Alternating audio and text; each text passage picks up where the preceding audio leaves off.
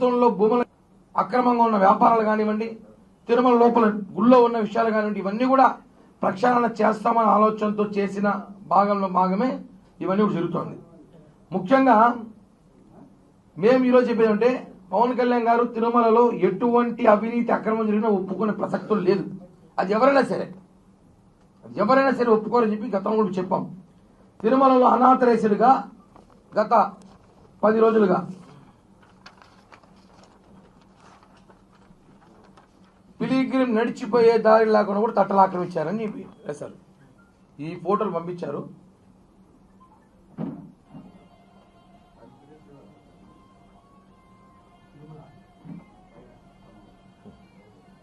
కొండపైన మనం ఇప్పుడు చూస్తున్నాము. ఇవన్నీ నిజంగానే జగన్ ప్రభుత్వం రాకముందు చాలా ప్రశాంతమైన వాతావరణం తిరుమల ఉండేది. జగన్ ప్రభుత్వం వచ్చిన తర్వాత వైవి సుబ్బారెడ్డి చైర్మన్ అయినాక 250 పైగా తట్టలు ఇచ్చాడు. అనాథరైజ్డ్గా షాపులు ఇచ్చాడు. అంటే వాళ్ళ బంధువులకి, ఆయన భజన చేసే 1-2 మీడియా సంస్థల వ్యక్తులకి, ఆయనకి బాగా మసాజ్ చేసే వ్యక్తులకి, ఆయనకి ఎవరైతే బాగా ఉంటబలుగుతా ఆ వ్యక్తులకి షాపులు ఇచ్చాడు, తట్టలు ఇచ్చారు.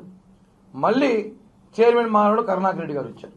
ఆయనకి భజన చేసే మీడియా సంస్థలకు సంబంధించిన 1-2 వ్యక్తులకి, ఆయనకు కావాల్సిన బంధుమిత్రులకి, ఆయనకు కావాల్సిన కార్యకర్తలకి తట్టలు షాపులు ఇచ్చారు. మేము రాగానే అవి తీసేస్తామన్నాం. ఆల్మోస్ట్ కొన్ని తట్టలు తీసేసాం. అన్నీ జరుగుతోంది, విచారిస్తున్నాం. ఏదైతే అనాథరైజ్డ్గా ఉన్న తట్టలు అవన్నీ కూడా మేము తీస్తున్నాం. ఎందుకంటే ఈ తట్టల్ని పెద్ద కోట్లలో జరిగిన స్కామ్ ఇది. తిరుమలలో చాలా మంది తెలియ విషయం అంటే ఏదో 2,000 3,000 తీసివేసుకుంటాము, మన అధికారం చేతిలో ఉంది కానీ అనుకుంటే కుదరదు. జనసేనలో అది కుదరదు. 93లో 270 తట్టలు ఉన్నాయి తిరుమలలో. 93లో అఫీషియల్గా హాకర్ లైసెన్స్ 270, షాపులు వచ్చి 472 ఉన్నాయి 93లో, 30 ఏళ్ల క్రితం. క్యాన్సర్ అంటే ఖర్చుతో కూడుకున్న వ్యాధి అనే అపోహ నుండి బయటపడదాం. ఇప్పుడు సామాన్యులకు సైతం అందుబాటులో అంతర్జాతీయ వైద్య సేవలను అతి తక్కువ ఖర్చుతో అందిస్తోంది మన Mahatma Gandhi cancer hospital and research institute, MVP colony, Visakhapatnam.